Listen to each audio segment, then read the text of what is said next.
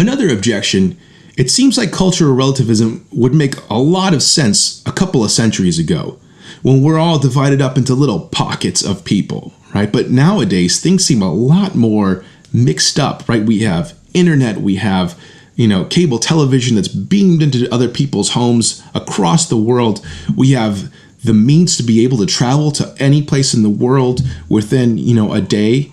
We have all these different ways of getting different places. In other words, globalization seems like it might be a difficult thing for cultural relativism to handle. For example, people are getting killed in Nicaragua right now.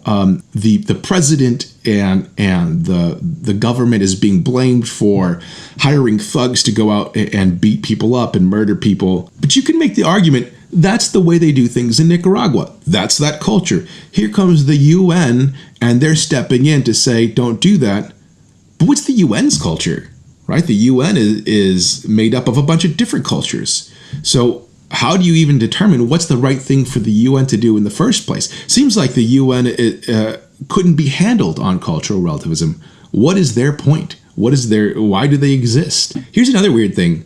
Corporations now have their feet in a lot of different countries. So let's say you have a company that makes sneakers, and they have some factories in China. And in China, let's say it is culturally acceptable to have sweatshops, to have shops where people work, for hours and hours all day long, barely making any kind of money.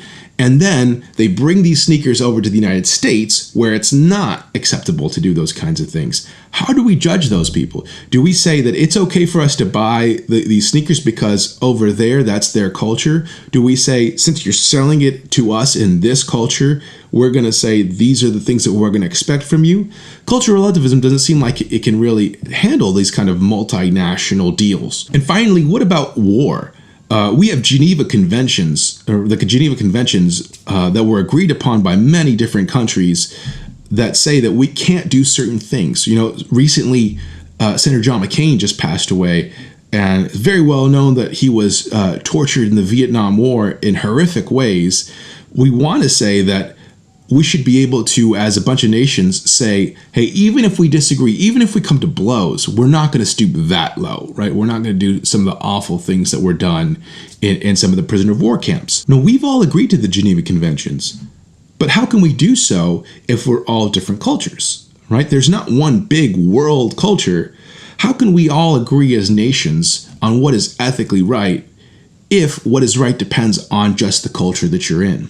It seems like we're able to do so, but cultural relativism can't handle those kinds of ethics.